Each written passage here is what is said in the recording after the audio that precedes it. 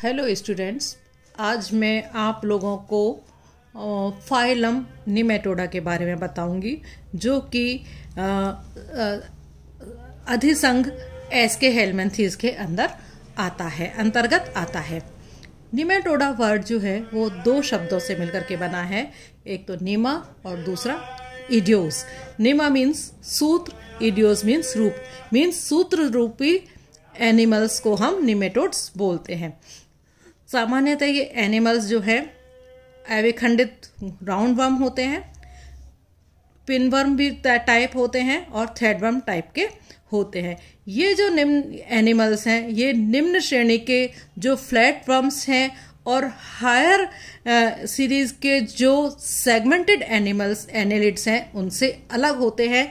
इस वजह से इनको निमेटोड्स के अंतर रखा गया है। ये एनिमल्स एस्के हेलमिंथेस के अंतर्गत आते हैं और इनके अंदर सीलोम जो है वो सीडोसीलोमेट पाई जाती है। इस वजह से इनको निमेटोड्स के अंतर्गत रखा गया है। Now general characters of nematodes. Nematodes के पहचान के जो लक्षण हैं, सबसे पहली बात ये दूर दूर तक वितरित रहते हैं एंड पानी में भी रह सकते हैं, जल स्थलीय भी हो सकते हैं, ये परोपजीवी भी हो सकते हैं ये, और मुक्त जीवी या फ्री लिविंग भी होते हैं। दूसरा, इनकी जो बॉडी है, शरीर है, वो लंबा हो सकता है, लॉन्ग, स्लैंड्रिकल, नॉन सेगमेंटेड हो सकता है और ये वर्म लाइक होते हैं। एंड इनकी जो सिमेट्री है वो इनके अंदर बाइलेटरल सिमेट्री इनके अंदर पाई जाती है और इन एनिमल्स के जो दोनों से एंड्स हैं, एंटीरियर और पोस्टीरियर साइड, दोनों एंड्स जो हैं वो पॉइंटेड होते हैं, नुकीले होते हैं। ग्रेड ऑफ ऑर्गेनाइजेशन जो है इन एनिमल्स के अंदर अंग तंत्र, organ system grade of organization इनके अंदर पाया जाता है। एंड जर्म लेयर्स जो हैं वो इनके अंदर 3 तरह की जर्म लेयर्स जो है वो इनके अंदर पाई जाती हैं। तीनों तरह की जर्म लेयर पाई जाती हैं, ट्रिप्लोब्लास्टिक ये होते हैं। इनकी जो बॉडी वॉल है उसमें बॉडी वॉल के अंदर मोटी रेजिस्टेंट क्यूटिकल पाई जाती है एंड जो कि सेल्यूलर या सिंसेशियल या बहुकेंद्र की एपिडर्मिस इनके अंदर होती है और केवल जो लॉन्जिट्यूडल मसल फाइबर हैं उनकी 4 रिंग्स जो हैं वो इन 4 रिंग्स जो हैं इनके अंदर पाई जाती हैं। तो सीडोसिलेमेट मतलब ट्रू सिलेमेट का इनके अंदर अभाव होता है। चिर स्थायी कोरक गुहिका या कूट गुहिका इनके अंदर पाई जाती है, जिसमें सीडोसिलोमेट में जो मीजोडर्म है उसकी लेयर का मतलब ट्रू मीजोडर्म लेयर का इनके अंदर अभाव होता है।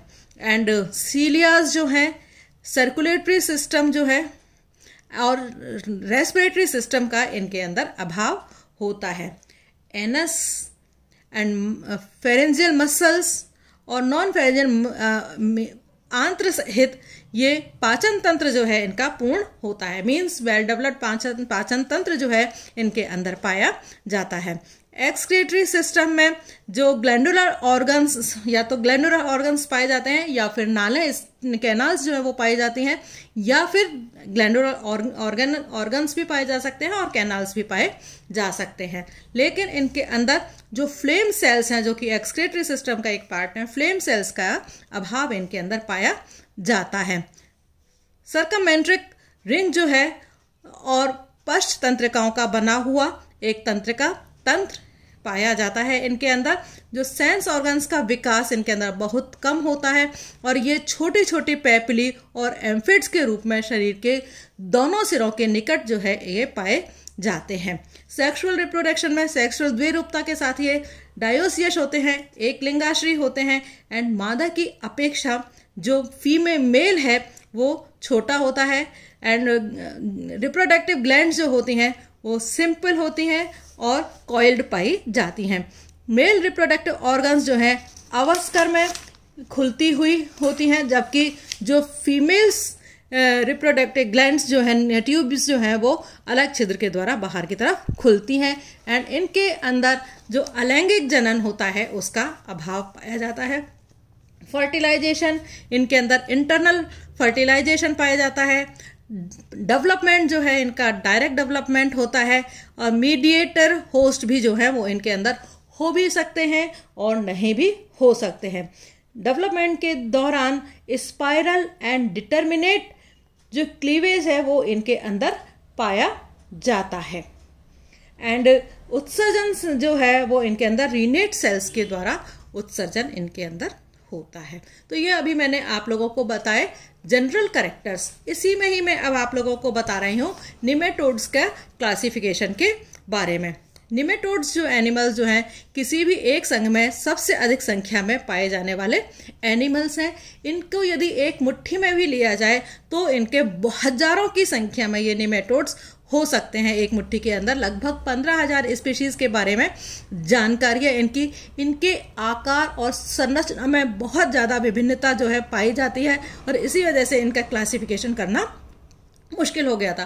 तो फेजमिड्स की उपस्थिति और उनके अभाव के आधार पर चिटवुड नाम के साइंटिस्ट ने 1933 में इन्हें दो क्लासेस में बांटा, फेसमीडिया और एफेसमीडिया। दो क्लासेस में बांटा। किसके आधार पर? फेसमिड्स की उपस्थिति। फेसमिड्स क्या है? जो इनके सेंस ऑर्गन्स पाए जाते हैं, फेसमिड्स उनको हम कहते हैं। फेसमिड्स की उपस्थिति और अनुपस्थिति के आधार पर इनका क्लासिफिकेशन किया गया। फेसमीडिया और एफेसमीडिया दो क्लासेस में इनको बांटा गया है।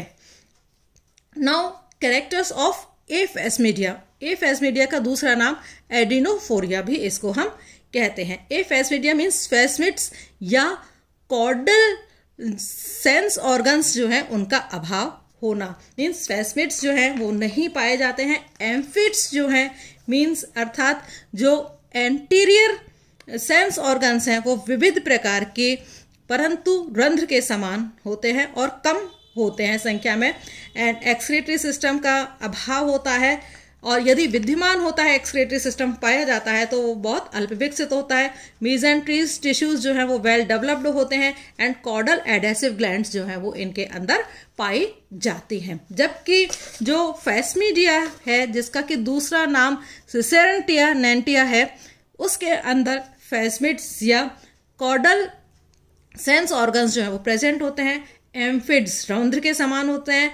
एक्सक्रीटरी सिस्टम जो है इनके अंदर वेल डेवलप्ड पाया जाता है एंड मीजेंट्री टिश्यूज जो है इनके अंदर अब बहुत कम विकसित होते हैं और पुच्छीय आसंजन ग्रंथियों का अभाव होता है। मीन्स कॉर्डल एडेसिव ग्लैंड्स जो होती हैं उनका इनके अंदर अभाव पाया जाता है। तो ये मैंने अभी आपको